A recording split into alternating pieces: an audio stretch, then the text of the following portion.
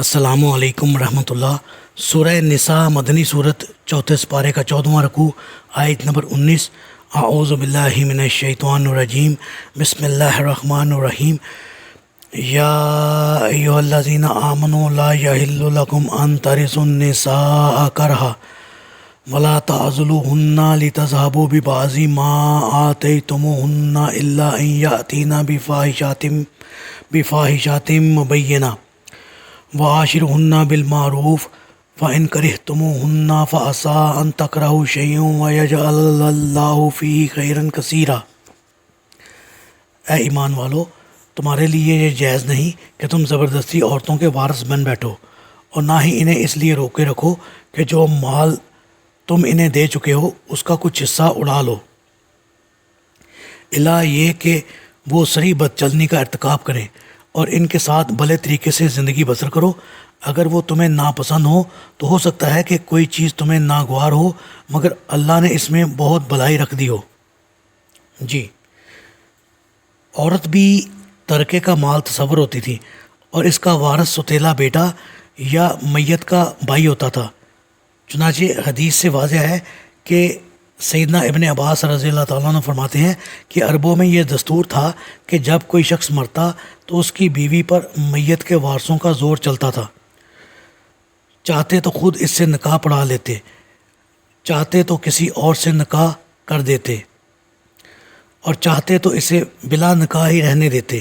غرض اس پر خاوند کے وارثوں کا اختیار تھا، عورت کے وارثوں کا کچھ بھی اختیار نہ تھا۔ پھر یہ آیت اتری جس سے عورتوں کو پوری آزادی مل گئی، یعنی انہیں گھر میں قید رکھنے کا اختیار صرف اس صورت میں ہے کہ بدکاری کا ارتکاب کریں، جیسا کہ اسی صورت کی آیت نمبر 15 میں گزر چکا ہے۔ اور یہ حکم عام ہے، صرف ان سوتیلی ماؤں کے لیے نہیں جو تمہارے باپوں کے نکاح میں تھیں، ورنہ صرف مال ہتھیانے کے لیے عورتوں کو روکے رکھنا کسی صورت میں جائز نہیں۔ آپ صلی اللہ علیہ وآلہ وسلم نے فرمایا، مومنوں میں سب سے کامل وہ شخص ہے جس کے اخلاق اچھے ہوں، اور تم میں سے بہتر وہ لوگ ہیں جو اپنی بیویوں کے حق میں بہتر ہوں۔ آپ صلی اللہ علیہ وآلہ وسلم نے خطبہ حجۃ الوداع کے دوران فرمایا، عورتوں کے معاملے میں اللہ سے ڈرتے رہو، کیونکہ تم نے انہیں اللہ کی ذمہ داری پر حاصل کیا ہے، اور ان کی شرمگاہوں کو اللہ کے کلمے کے ساتھ حلال کیا ہے۔ تمہارا ان پر یہ حق ہے کہ وہ تمہارے بستر پر کسی ایسے شخص کو نہ آنے دیں جسے تم ناپسند کرتے ہو۔ پھر اگر وہ ایسا کریں تو تم انہیں مار سکتے ہو، لیکن اس طرح کی انہیں چوٹ نہ آئے، اور ان کا تم پر یہ حق ہے کہ تم انہیں دستور کے مطابق خوراک اور پوشاک مہیا کرو۔ آپ صلی اللہ علیہ وآلہ وسلم نے فرمایا، کوئی مومن اپنی مومنہ بیوی سے بغض نہ رکھے، اگر اسے اس کی کوئی عادت ناپسند ہوگی تو ضرور کوئی دوسری پسند بھی ہوگی۔